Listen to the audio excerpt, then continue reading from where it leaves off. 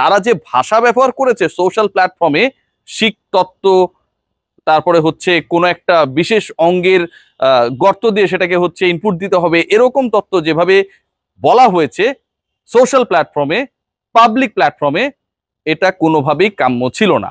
বাংলাদেশের কেন, বিশ্বের কোনো নারীকে যদি কেউ অবমাননা করে, ছোট করে, সেটাকে সাপোর্ট করার কোনো সুযোগ নেই। সেই পুরুষ যত কীর্তিবান হোক না কেন, বাংলাদেশকে যত গ্লোরিয়াস অ্যাচিভমেন্ট এনে দিক না কেন, ইকবাল হাসান হোক, মুশফিকুর রহিম হোক, তামিম ইকবাল হোক, কিংবা মাহমুদুল্লাহ রিয়াদ, এটাকে সাপোর্ট করার কোনো সুযোগ নেই। মানুষ মানে মানুষ, তার আন্ডারে আমি খেলবো না, সাপোর্ট করার কোনো সুযোগ নেই।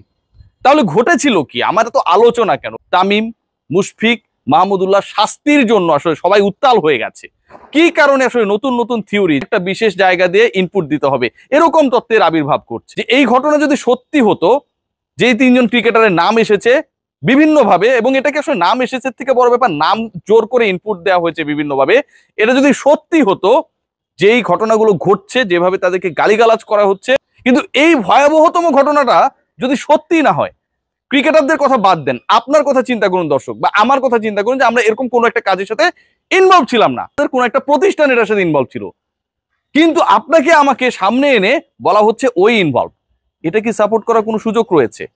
সেই জায়গায় যখন সেলিব্রিটি ক্রিকেটার, বাংলাদেশের টপ 3 জন ক্রিকেটারকে এভাবে ট্রায়ালের শিকার করা হয়, সেটা আসলে কতটুকু গ্রহণযোগ্য? এখানে ধর্মকে টানা হয়েছে, নারীকে টানা হয়েছে, রাষ্ট্রকে টানা হয়েছে, সরকারের যে উচ্চ পদস্থ যারা রয়েছেন তাদেরকে টানা হয়েছে, এবং পুরোপুরি একটা প্ল্যান্ট মেকানিজম এই জায়গায় আমরা দেখেছি। মাহমুদুল্লাহ এবং মুশফিকুর রহিম এই দুজন কিন্তু ধর্মপ্রাণ মুসলমান। তারা হচ্ছে নামাজের সময় হয়েছে, মাহমুদুল্লাহ রিয়াদ দৌড়ে দৌড়ে যাচ্ছেন, মুশফিকুর রহিম, মাহমুদুল্লাহ রিয়াদ তারা ইমামতিও করেন ক্রিকেটারদের মধ্যে। যখন এই ভিডিওস গুলো তো অনেক ভাইরাল হয়, অনেক আলোচিত হয়, কারণ অধিকাংশ মানুষ আসলে ধর্মটাকে নিজের মধ্যে লালন করে, অনেকে আবার ব্যবসা বাণিজ্যের সাথে এটাকে কাজে লাগায়, পলিটিক্যালি এটাকে কাজে লাগায়। মাহমুদুল্লাহ মুশফিক যেহেতু ধর্ম পালন করেন, আবার ধর্মে নারীদের প্রতি একটা কমন কনসেপশন, যে একটা সংকীর্ণতা রয়েছে, আমি কমন কনসেপশনের কথা বলছি, কিন্তু রিয়েল কনসেপশনের কথা বলছি না।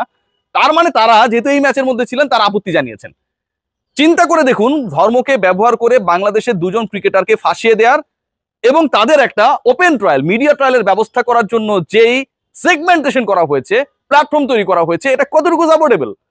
আমাদের বুদ্ধিজীবীরা তারা এটা যাচাই পর্যন্ত করেন নাই, একবার জিজ্ঞেস পর্যন্ত করেননি। এইরকম ক্রিকেটার কিংবা এই ক্রিকেটারদের যারা ডিল করে, আমার মতো ছোট ছোট মানুষ, তাদেরকে ফোন করে জিজ্ঞেস করার অপশনটাও তাদের ছিল, চাইলে ডেকে নিয়েও আসলে ক্লিয়ার হতে পারতেন। তারা সেটা করেন নাই। তারাও চেয়েছেন এই বিতর্কটা হেডলাইন দেখে, ইন্ডিপেন্ডেন্ট টেলিভিশন যে হেডলাইনটা দিয়েছে যে তামিম মাহমুদুল্লাহদের দল, হ্যাঁ মাহমুদুল্লাহদের দল, মানে তাদের নাম কিন্তু বলেনি, তাদের দলের কথা বলেছে, ওই হেডলাইন দেখে তামিম মাহমুদুল্লাহদেরকে আমরা ফাঁসিয়ে দিয়েছি। বাংলাদেশের ক্রিকেটে ক্লাবের প্রভাব কতটুকু আপনারা জানেন?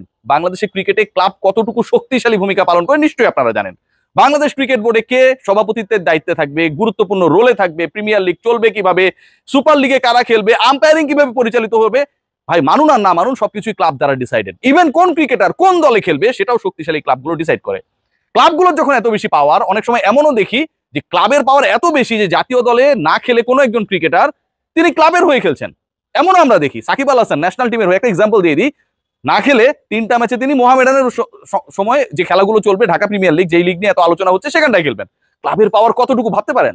সেই ক্লাবের অফিসিয়ালরা পাওয়ারফুল বলেই ক্লাবগুলো পাওয়ারফুল, নাকি ক্রিকেটাররা পাওয়ারফুল? ক্রিকেটাররা তো টাকার বিনিময়ে খেলেন, অফিসিয়ালরা পাওয়ারফুল। দুই ক্লাবের অফিসিয়াল, প্রাইম ব্যাংক, যে ক্লাব বাংলাদেশের একটা বিশাল শিল্প গোষ্ঠী কন্ট্রোল করে, যে ক্লাবটা হচ্ছে এক সময় ঢাকা প্রিমিয়ার লিগের চ্যাম্পিয়ন ক্লাব, এবং মোহামেডান স্পোর্টিং ক্লাব, এই ক্লাবকে নিয়ে আমার বলার কিছু নেই, মোহামেডানই ভাই। এই দুই ক্লাব যারা পরিচালনা করে, কর্মকর্তার ভূমিকায় যারা থাকেন, তারা বাংলাদেশের যে কোনো ক্রিকেটার সে জনপ্রিয় হতে পারে, কিন্তু ক্ষমতার জায়গায় ক্লাব কর্তাদের কাছে নস্যি।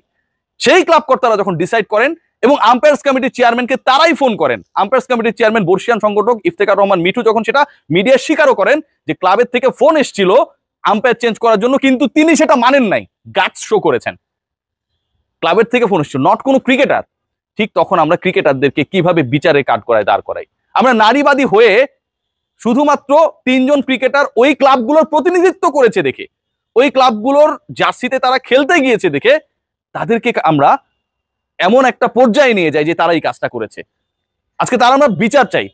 দেশের প্রধানমন্ত্রী একজন নারী, মাননীয় প্রধানমন্ত্রী শেখ হাসিনা নারী, সো একজন নারী আম্পায়ারের আন্ডারে খেলতে আপত্তি কথা, এরকম যুক্তি আমরা তুলি। আপত্তি তো ভাই কেউ করেনি, কোনো ক্রিকেটার তো করেননি। আপনারা এই বিচারটা কোথা থেকে পেলেন?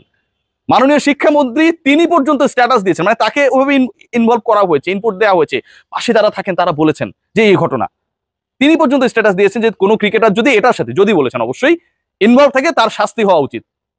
ডায়নোসর দিয়েও একটা দারুণ তুলনা তিনি দিয়েছেন, প্রাগৈতিহাসিক ডায়নোসর কি হারিয়ে গেছে এরকম কিছু একটা তিনি বলেছেন, ভালো কথা বলেছেন। কিন্তু আমার আপত্তির জায়গাটা যেখানটায়, যে আজকে এই ডিসিশনটা যারা মেক করেছেন, সেই ডিসিশন মেকার তো কোনো ক্রিকেটার না ভাই। আমাদের সবার স্ট্যাটাসে ক্রিকেটারদের নাম আসছে, ছোট হোক, বড় হোক, মাঝারি হোক, ক্ষুদ্র হোক, যেটাই হোক না কেন, সবার স্ট্যাটাসে আমাদের ক্রিকেটারদের নাম আসছে, কিন্তু ক্লাব কর্তাদের নাম আমরা কেউ বলি না। কেন বলি না আমরা? আমরা কি সেই খবরটা রাখি না, জানি না? যদি না জেনে স্ট্যাটাস দিই, আমরা কত বড় বুদ্ধিজীবী তাহলে চিন্তা করে দেখুন। নাকি আমরা জানি সেই ক্লাব কর্তারা আমাদের কাছের স্ট্যাটাস বিলং করেন, ক্লাবে আমাদের দেখা হয়, পার্টিতে আমাদের দেখা হয়, তার বিরুদ্ধে বলি কি করে, সেই জায়গায় একটু লজ্জা লাগে, এই কারণে বলি না। আমি জানি না আসলে সত্যি কোনটা। বাংলাদেশের ক্রিকেটারদেরকে আমরা সবাই গালি দিই। যে ছেলেটা বাদাম বিক্রি করে জীবিকা নির্বাহ করে, যে রাস্তায় গরমের মধ্যে পান বিক্রি করে, চা বিক্রি করে, ময়লা কুড়ায়, সেও গালি দেয়, আমিও গালি দিই, আপনিও গালি দেন। ক্রিকেটাররা যেন বাংলাদেশে তৈরি হয়েছে গালি খাবার জন্য। কোনো অপরাধ তারা করুক আর না করুক, গালি তাদের প্রাপ্য। গালি দেন ভাই, এদেরকে বিচারের আওতায় আনেন, শিখ তত্ত্বকে আরো কিভাবে মডিফাই করা যায়, বেস্ট বানানো যায়, সেই ওয়েতে এদের শাস্তি দেন।